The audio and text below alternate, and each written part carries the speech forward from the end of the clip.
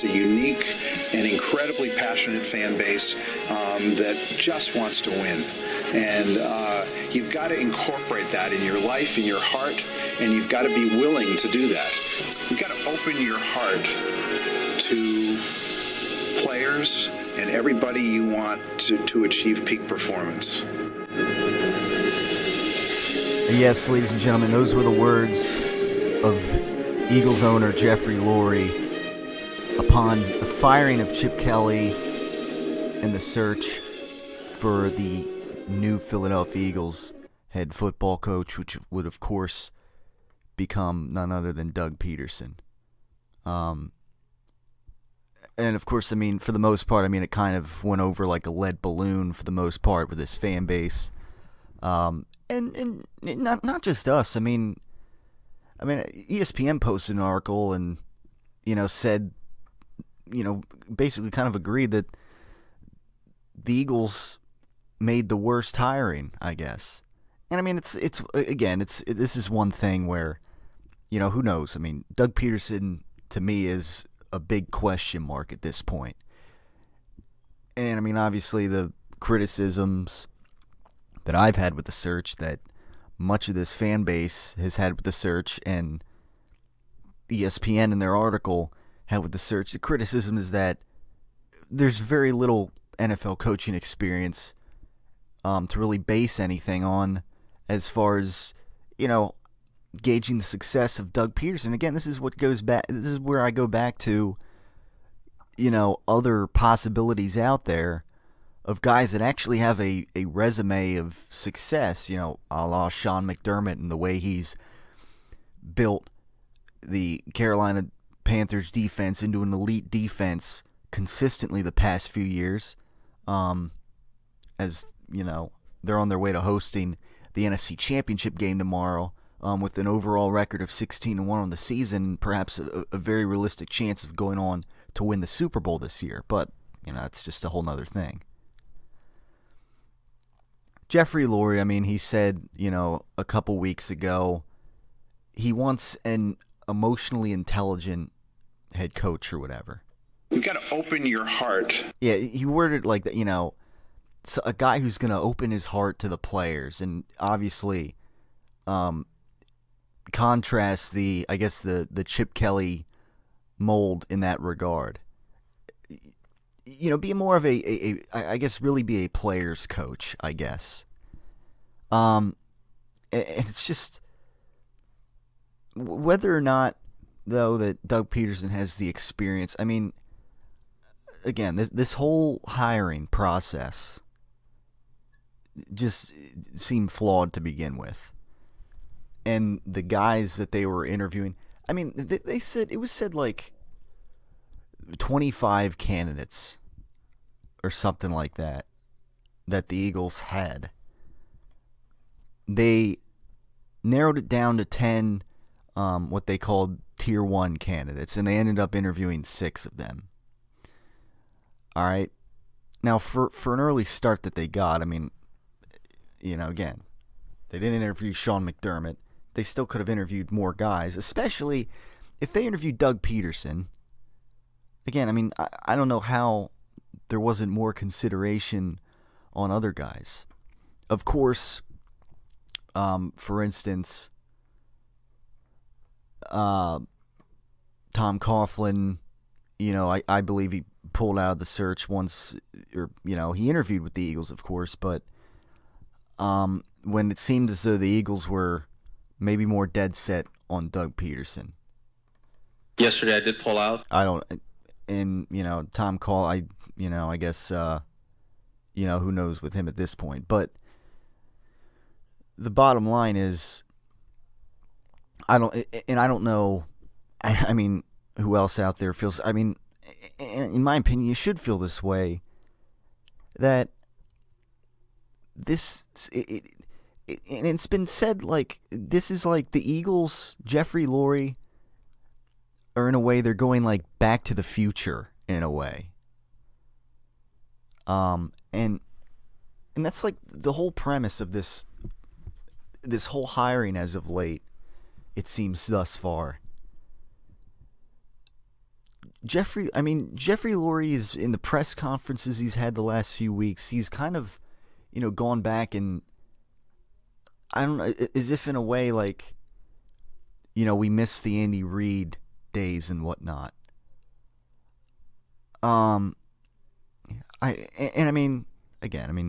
It was a recommendation from Andy Reid to give Doug Pederson a shot, interview him. And surely enough, it seems like as though that has been enough to, with very little resume, to, I guess, gauge how successful a head coach he can be. That was enough, apparently. Apparently, my recommendation of interviewing Sean McDermott, apparently that wasn't enough to interview. But Andy Reid recommends Doug Pederson, interview him, hired.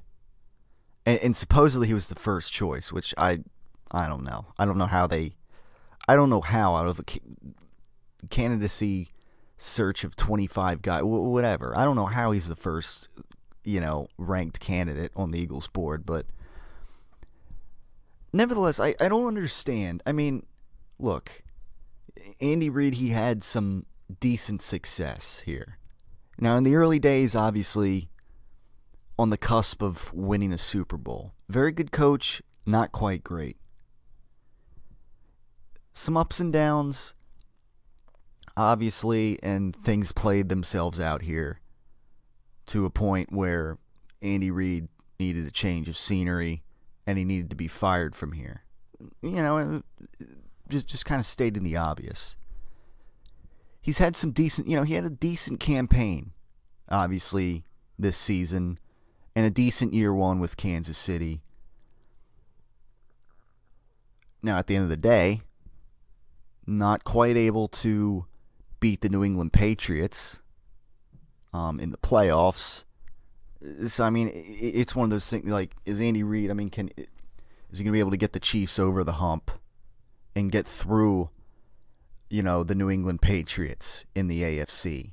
Or if it be the Denver Broncos, is he going to be able to get, lead the Kansas City Chiefs to a Super Bowl as long as you got the New England Patriots standing in your way?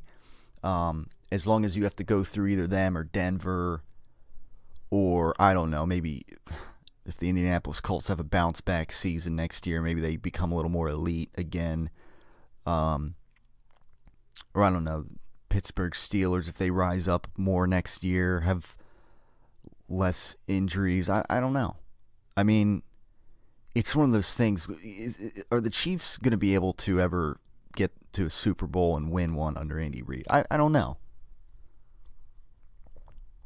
That remains to be seen. But my point is, when did Andy, with all due respect, when did Andy Reid become like the voice of God, in a sense that, the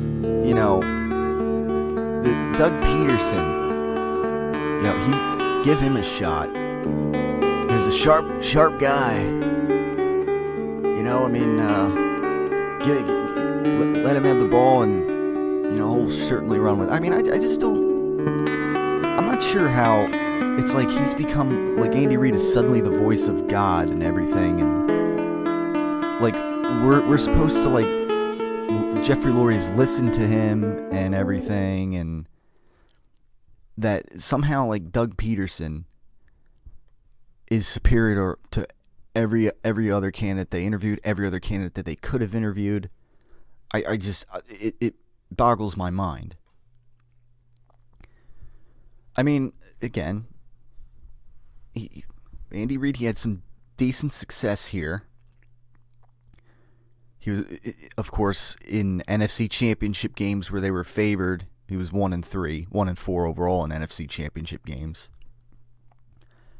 So although, and ultimately no Super Bowl ring. So although we had some decent success once upon a time, we had a decent run once upon a time. I just, people want to say, And this was the thing when the Eagles were 4-12 3 years ago. And everyone was like, "Oh, why are you running Andy Reid out of town?" And it's like, dude, he's been here for 14 years. The 8-8 wasn't good enough the year before. Whether or not they finished 4-0 to finish the season doesn't matter. And the owner himself said, Jeffrey Lurie, after that season, 8-8 wasn't good enough. So the next year, you come out 4-12. Dude, the guy's fired. And national people were making enemies out of the Eagles fan base for wanting a new, fresh coach. And I mean, I don't even want to go through that again with, just the way some national guys were just flat out idiots about it. Like, you should be grateful you had some play. No, we never had a Super Bowl ring with Andy Reid, despite having a decent era, no Super Bowl ring. And again, although Andy Reid so far he's had some moderate success with the Chiefs, being the head coach, he's done a decent job there so far overall. Although he's done that, when is suddenly he the voice of God? Is basically what I'm trying to say. To the point where Doug Pederson gets the job. And where, to me, other candidates that have a far more legitimate resume as far as, maybe moving up, being a head coach, get ignored. Don't even get interviewed. I don't know. That's just my thoughts in a nutshell on it. And I mean, I had to I don't know who heard the press conference earlier this past week with Jeffrey Lurie and Doug Pederson. I want to play a little snippet of it in a little while, but there was a point where Doug was talking, for those who heard that, was talking about guys that have influenced him and whatnot. And I believe he met, who did he mention? He mentioned, as I have a brain fart here at the moment.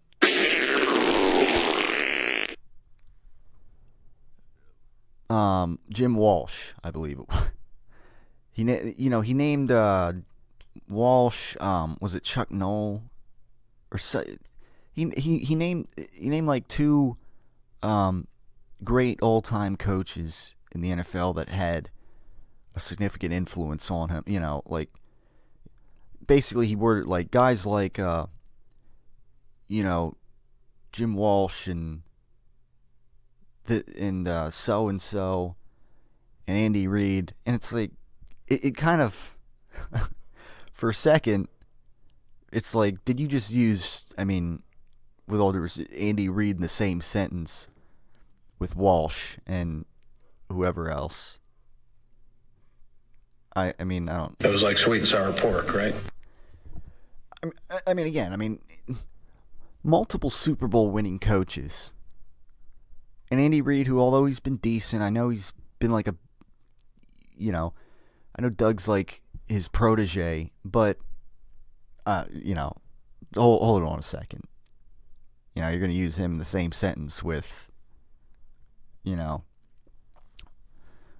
Coach Walsh and whoever else. I don't know. But anyways, as we went through a little more through the press conference with Jeffrey Lurie, you have to, if you didn't hear it already, you have to listen to the answer, the explanation to why one of the the late drives for the Kansas City Chiefs on offense last week against the New England Patriots, why it took so long, and how Doug Pederson just kind of struggles to explain why the drive took so long when they needed to. Obviously, they needed to have enough time, which they could have, to stop the New England Patriots on defense. You know, if they didn't, I mean, they onside kicked it, and the Patriots got it. Of course, Rob Gronkowski. And without further, I'll just play the explanation, and you know, and you tell me. Doug, will you call plays on offense? I will. How much responsibility did you have for that final Chiefs drive in the playoffs? Yeah, you know, I'll tell you, I'll even go back a little bit further. I was able to call plays this really since the Pittsburgh game. If you follow the Kansas City Chiefs from the Pittsburgh game on, Coach Reed and I had a great understanding, a great feel for the game. He allowed me to call the second half of every football game from that Steeler game on. The second half of our playoff game the other night, I had the second half. I did have the second half, and so I called the entire second half at that point. Why did that drive take so long? It took us time because number one did not want to give Tom Brady the ball back. We knew we were going to score. We knew we had timeouts and time. We were also limited with the number of receivers. We had Jeremy Maclin was out of the game at the time. We were down numbers. We just didn't want to feel. We felt like at that point not to give the ball back to Tom Brady. We still had timeouts and time, even with the onside kick, to put ourselves in a position to tie the football game. All right, so that was the explanation. I don't know, you know, again, who else heard that. I don't know. It's just kind of funny because it's one of those things where, all right, well, if you give the ball back, I mean, the Patriots are going to be conservative on offense, you would think, regardless. So even if you give the ball back to them, I mean, you got to. Obviously, I guess they couldn't trust their defense to stop the Patriots, and you know, I guess that's too bad. You know, again, a situation where maybe the Patriots are a little conservative. I don't know, but it was just kind of funny the way, you know, I guess Pederson, he was like kind of stuttering over his answer there. I mean, I don't know. It sounded like he was having a tough time, like figuring out how to put it, I guess, and you know, it sounded like he was like, I don't know, for a second, it sounded like he was ordering like fast food or something at McDonald's or something, you know, like number one, could I get a number one, please? And like I don't know, it's just because number one. Yeah, I don't know, but it to me it just didn't, and it's like the time management problems that Andy Reid has and just seemingly has never improved upon. It's like, is Doug Pederson going to be able to, you know, is he going to be like a clone of Andy Reid when it comes to that? When it comes to time management and time's yours. You know, I mean, I don't know, but again, this whole process to me with Jeffrey Lurie, and again, it just seems like Lurie viewed Andy Reid as like the voice of God here as far as this coaching search went. You've got to open your heart. And yeah, I mean, I guess that's what Jeffrey Lurie wants us to do, and open our hearts to Doug Pederson, who I guess is going to open his heart to the players. I mean, look, I understand, you know, Chip Kelly getting fired. Obviously, I was advocating that.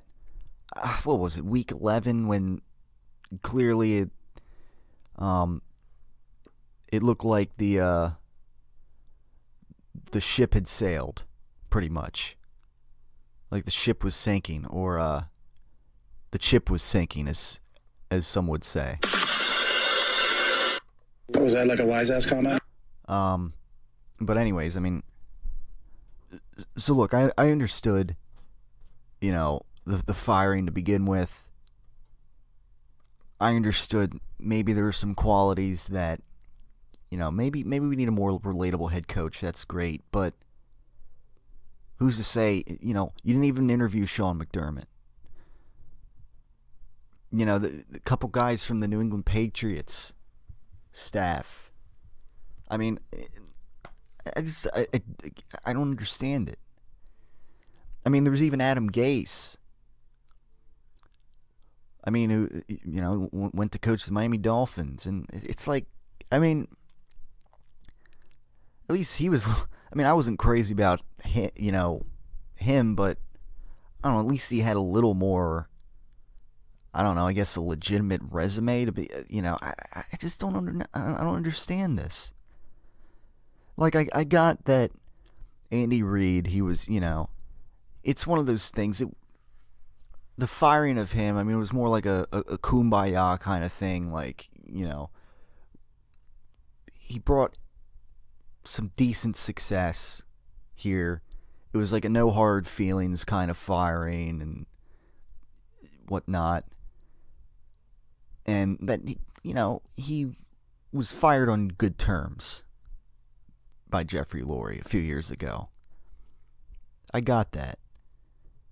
But it's like he's the spokesman here for the hiring, it seems like, for Jeffrey Lurie's ear, and I just don't understand this whole Back to the Future kind of concept.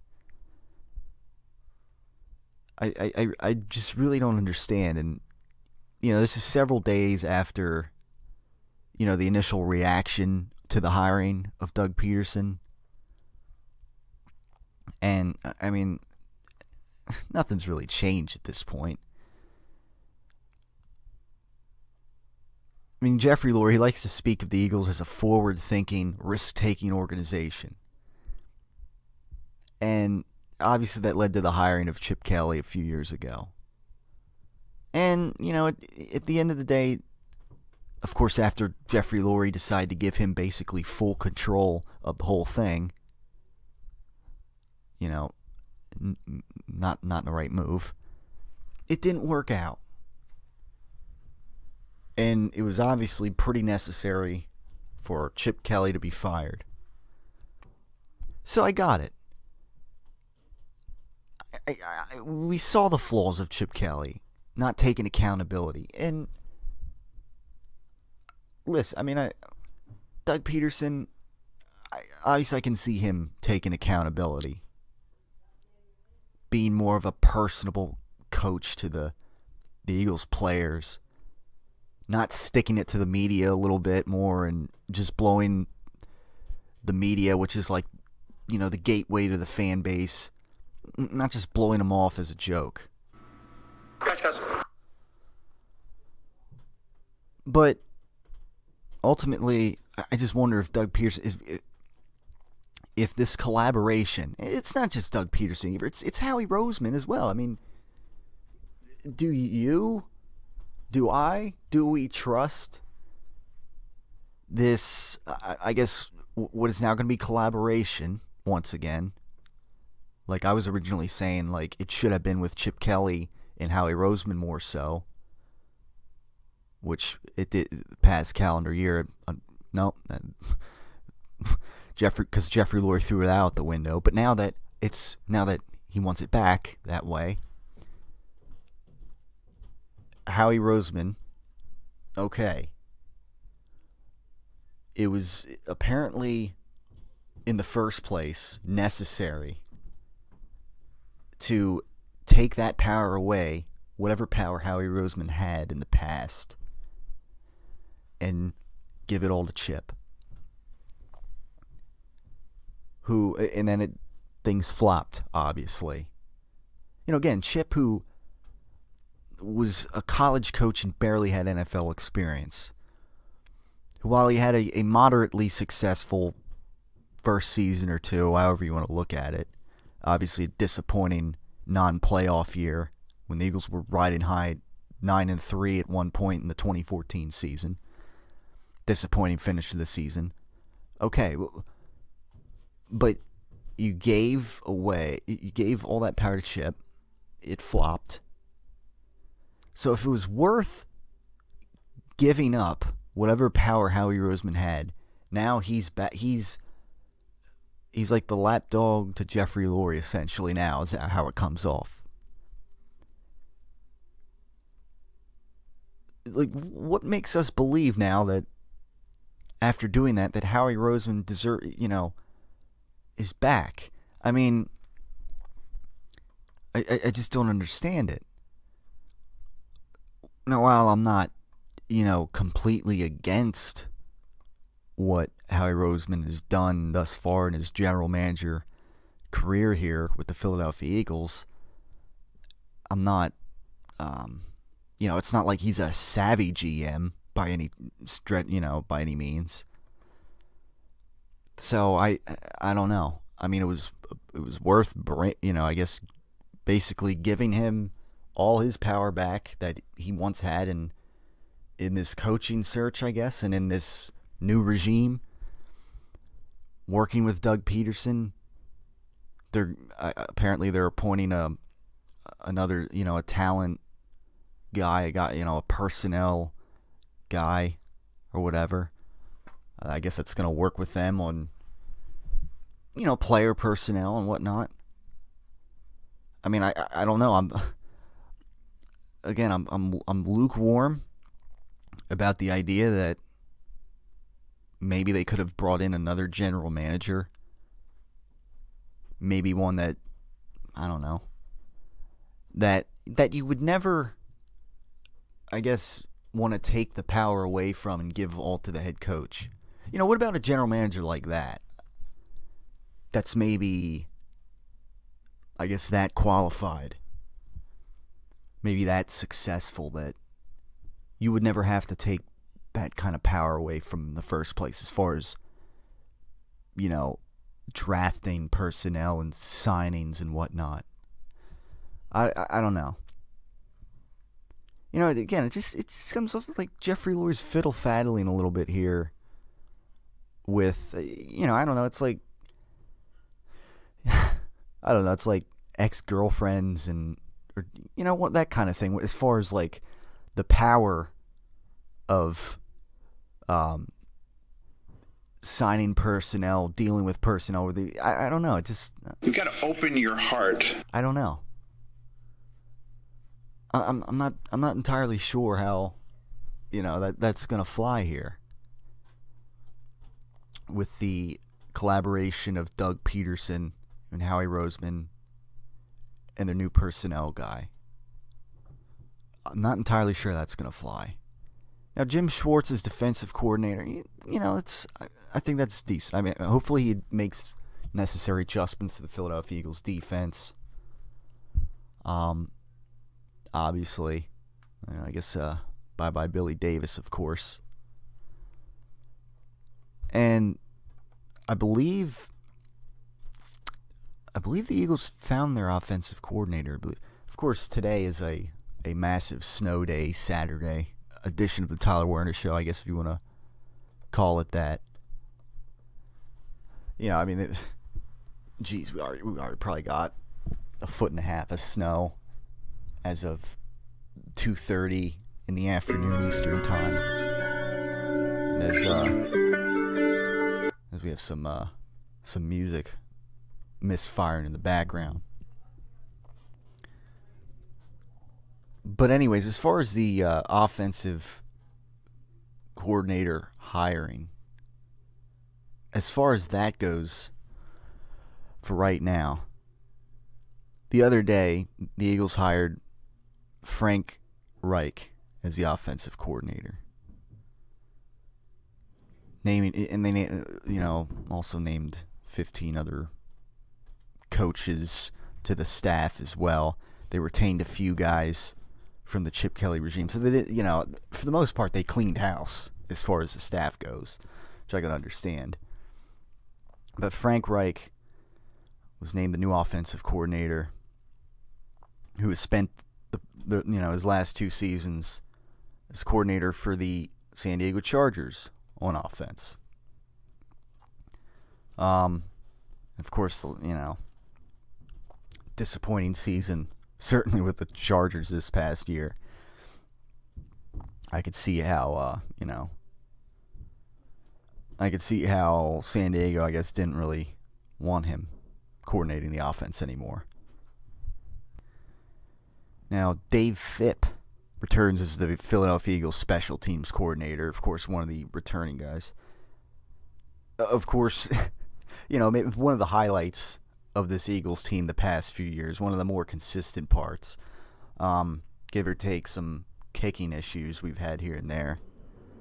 But, so, I mean, I can understand that, obviously, as being one of the only returns for the Philadelphia Eagles coaching staff. So, that's pretty much where we're at here as far as the major hirings. Deuce Staley, who was interviewed for the head coaching position, although really had no chance of getting the job. He returns as the Eagles team's running backs coach, which obviously, understandable. Obviously very understandable. Now, hopefully he,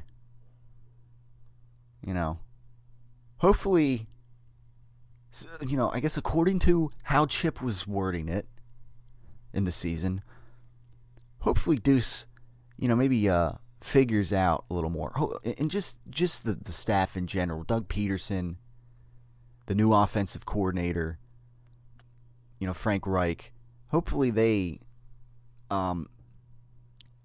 utilize the running backs. Hopefully they rotate them a little more the way that they're supposed to be rotated,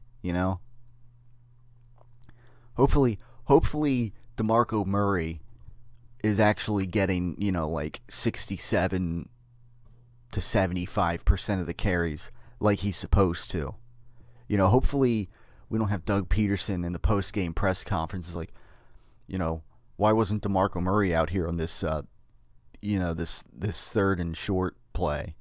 Or, why did you run Ryan Matthews and not, who didn't get the first down? Why not DeMarco Murray there?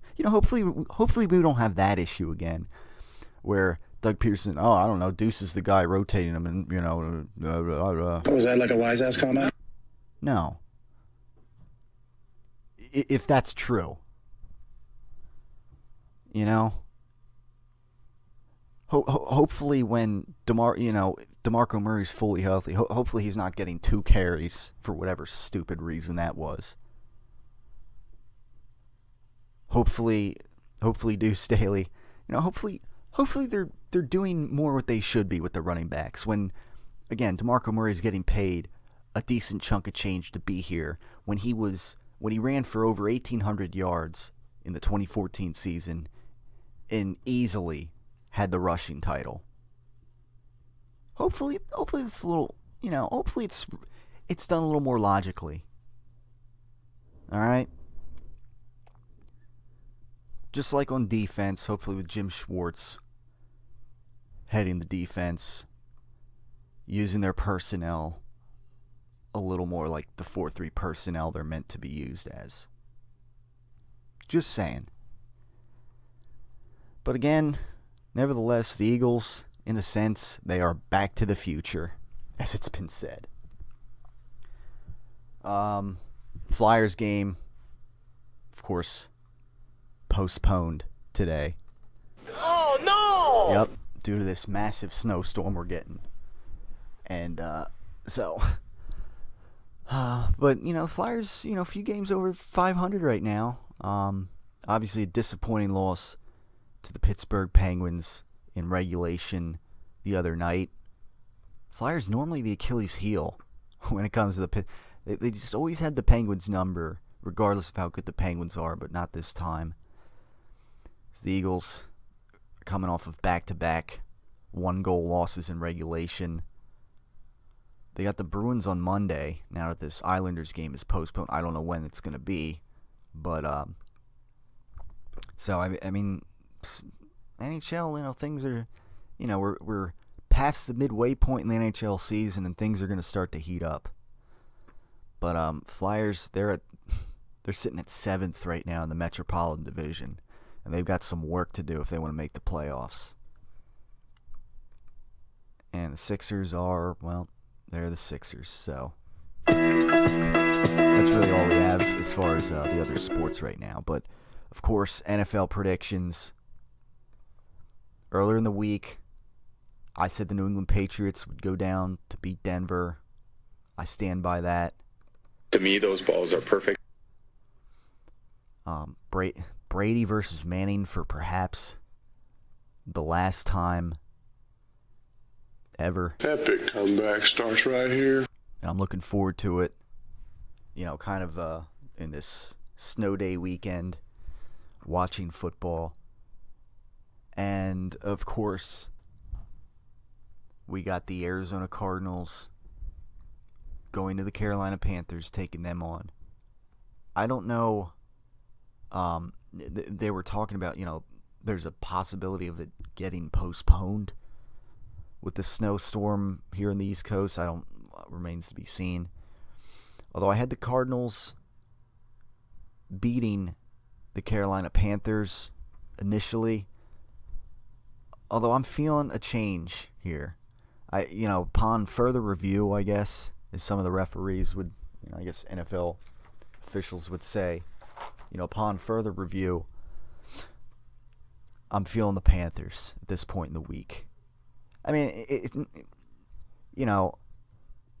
it's at Carolina, obviously, but beyond that, I mean, just upon further review, I think they're going to find, they're going to, I feel like it's their year. I mean, they're 15-1 for a reason.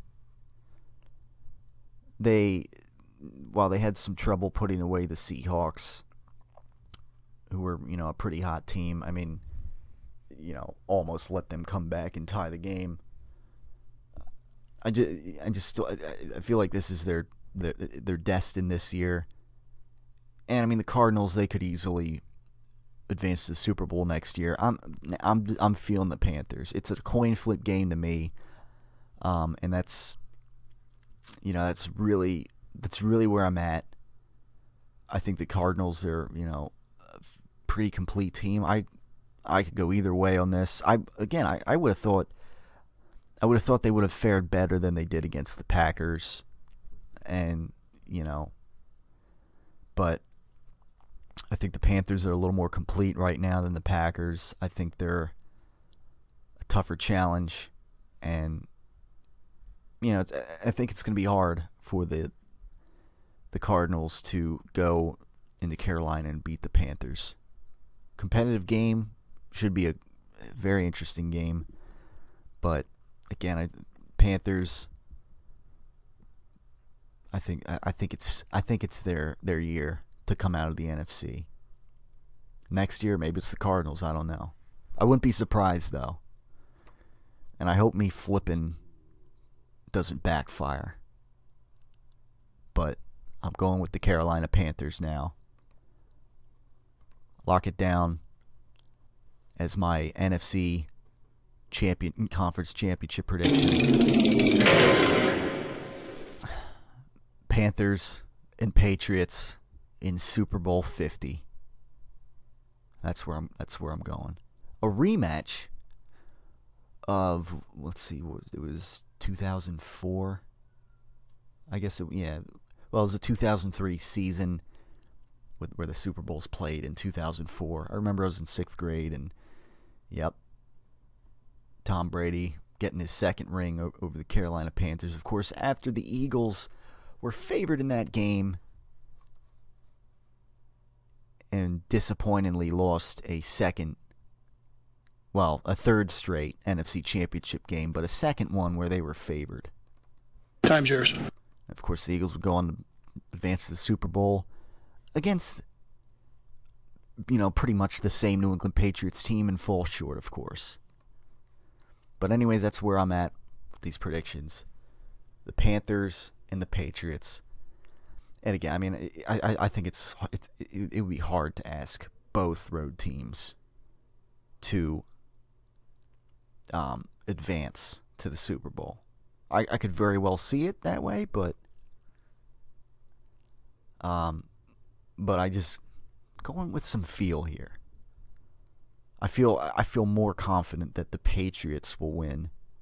That they'll be the 2 seed to go and win than the Cardinals going to Carolina and winning. Not to mention, I feel as though there is some revenge factor working in the Patriots' favor. Not to mention it's the playoffs. And not to mention, Peyton Manning is I guess, doing the very best he can. Chicken parm, you taste so good. Gets me every time. So everybody, thanks for tuning in. If you're getting snowed in or whatever like I am, just be safe out there. Stay warm. If you have to go anywhere, drive in the snow, be safe, obviously. I know I'm not going anywhere. I'm snowed in. But I'm liking it because tomorrow I'm looking forward to some AFC and NFC championship football. Thanks for tuning in, everybody. And speaking of Tom Brady and Bill Belichick, the New England Patriots, perhaps going down to beat Denver and advance to Super Bowl 50 with a chance to get their 5th ring. Take a listen to, a PSA public service announcement from none other than Tom Brady and Bill Belichick. Brady and Belichick's slow-cooked Italian meatballs. What defines the perfect ball? It's not just about size when it comes to Brady and Belichick's slow-cooked Italian meatballs. I've handled dozens of balls over the past week. We prepare our balls over time. The texture of the balls is very easy to identify. And that slow-cooked texture is one of the qualities that make Brady and Belichick's meatballs stand above the rest. But it's also Brady's unique rubbing process that only he has the authority to perform. When I pick those footballs out, to me, they're perfect. I don't want anyone touching the balls after that. I don't want anyone rubbing them. To me, those balls are perfect. Once the balls reached an equilibrium, we're down to the rubbing process. Brady and Belichick's slow-cooked Italian meatballs. When you're looking to make it a pasta night or doing a little catering, like Brady would say, to me, those balls are perfect. What is it about good sex that makes me have to crap? Guess it's all that pumping. Pump and dump. Pump and dump. Never stop the pumping. Always keep her satisfied. Pump and dump. You really jarred something loose, Tiger. Hi there, I'm Hank Hill. Well, I'd like to tell you what Strickland can do to meet your energy needs. You see, at Strickland, the customer comes first. It's kind of interesting, the word customer begins with CU. Well, we don't see you as just another sale, but as a member of our team. I thought you might enjoy 7.5 gallons of pure premium propane. Strickland Propane, the customer comes first.